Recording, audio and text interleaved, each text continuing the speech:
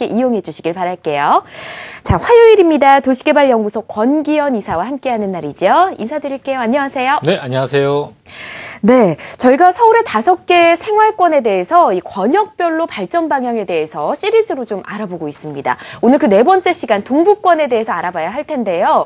자, 동부권 앞으로 어떤 방향으로 발전을 하게 될까요? 어떻게 보시나요? 네, 지금까지 서울 2030년 서울시 도시 기본계획에서 정하고 있는 서부권, 서남권, 동남권에 이어서 오늘은 동부권에 대해서 좀 설명을 좀 드릴까 합니다.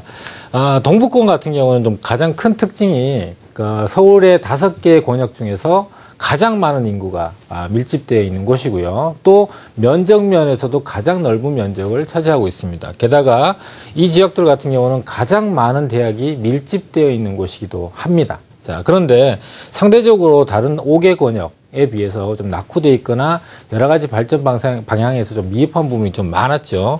대표적으로 지금 현재 앞으로 2030년까지 장기적으로 계획을 세우고 있는 이 지역 중에서 가장 중심이 되는 지역은 왕십리 청량리 지역과 창동 상계 지역. 자, 왕십리 청량리 지역은 서울에서 부도심으로서의 역할을 앞으로도 쭉 해 나갈 것이고 지금보다도 좀 더 많은 발전이 이루어질 중심지로 보고, 창동 상계 지역은 서울 외곽에 있는 지역들과의 연계를 강화시켜서 광역 거점으로 발전할 지역입니다. 자, 청량리 왕십리 지역은 기존에 철도망이 잘 갖춰져 있기 때문에 철도망을 중심으로 하는 업무와 또 문화가 집적이 되어 있는 그런 발전 방향을 갖고 있고요.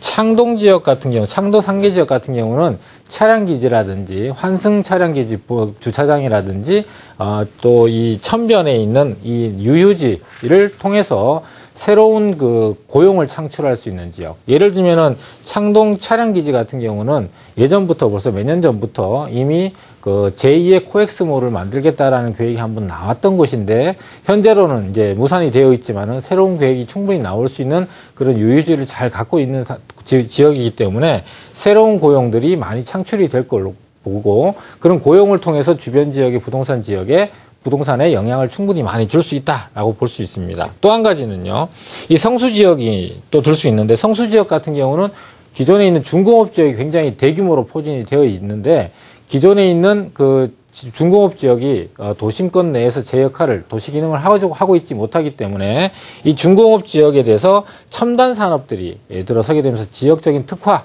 산업이 육성이 될 거고, 그 주변 지역은 고밀도로 주거지와 업무 상업 지역이 첨단 산업지와 병행이 되어 있는 주거지로 개발될 가능성이 높습니다. 그래서 그만한 가치를 더하고 있습니다. 또 한 가지는 이 지역에 새로운 교통망들이 많이 이제 생기고 있는데요. GTX 같은 경우는 아직까지 타당성 검토에서 수익성을 보장할 수가 없기 때문에 확정은 돼 있지 않지만은, 다른 KTX 연장 부분이 지금 현재 의정부까지 연결되는 계획이 추진이 되고 있고요. 또 경전철 같은 경우 우이선이라든지 동북선까지 연결되는데 연장까지 하겠다라는 계획까지 나와 있고요. 또 한 가지는 지금 현재 많은 차량들이 이용을 하고 있는 이 동부간선도로가 지하화되면서 그 상부 같은 경우는 녹지 공간으로서 주민들의 여가 공간을 활용할 수 있는 그런 공간으로 재탄생하게 될 것이고, 또 이 지하화되면서 지상과 지하로 나눠지게 되기 때문에 교통 체증을 일부 해소할 수 있는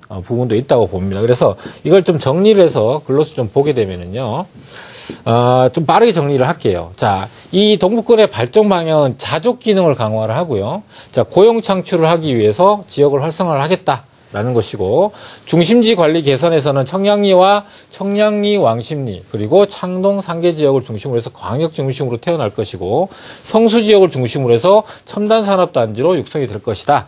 경원선 지상철 같은 경우도 아주 장기적으로 입체 복합형 도시 재생을 할 것이다라고 보면 될 것 같고요. 대학과 연구기관을 통해서 R&D 산업단지 협력해서 신성장 산업들을 육성하겠다라는 내용이 나오고, 주거지 같은 경우는 많은 재개발 뉴타운들이 위치를 하고 있지만은 지금 현재 예정구역이라든지 구역으로 지정돼 있다 하더라도 주민들의 의사에 의해서 조속히 진행될 곳과 그렇지 않은 지역으로 나누게 되면은 정상적으로 진행될 거는 행정적으로나 재정적으로 지원을 빨리 많이 해서 빠르 조속하게 진행이 될 것이고, 해제가 되는 지역은 다양한 대안을 모색을 해서 리모델링이라든지 주거 환경 개선이라든지 여러 가지 방식을 도입해서 그 지역에 대한 주거 환경을 개선해 나가겠다라고 보고 있습니다. 그리고 대규모 아파트 재건축 시기가 도래하고 있죠.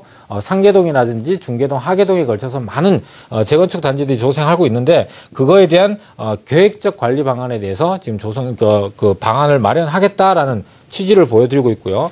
중란청병 같은 경우는 다양한 주택 유형, 그리고 최고 고도 지구 같은 경우는 저층이나 저밀로 친환경 주거지로 조성을 하겠다. 그리고 가장 부동산에 영향을 많이 주는 교통 여건 같은 경우도 동부간선도로 지하라든지 KTX 동부 연장선이라든지 경전철 같은 경우를 빨리 진행을 해서 지역적인 교통에 큰 영향을 여러 가지 좋은 영향을 줄 수 있도록 빠르게 추진하겠다라는 것인데, 이런 장기 계획이 현재 제가 4주에 걸쳐서 지금 진행하고 있는 이 장기 계획들이 대부분 다 중장기적인 계획이다 라는 것을 염두에 두시고요. 차근차근 진행되는 추이들을 꾸준하게 지켜보시면서 투자의 포인트라든지 투자의 입지적인 여건들 첨부하신다면 좋은 도움이 되지 않을까 싶습니다.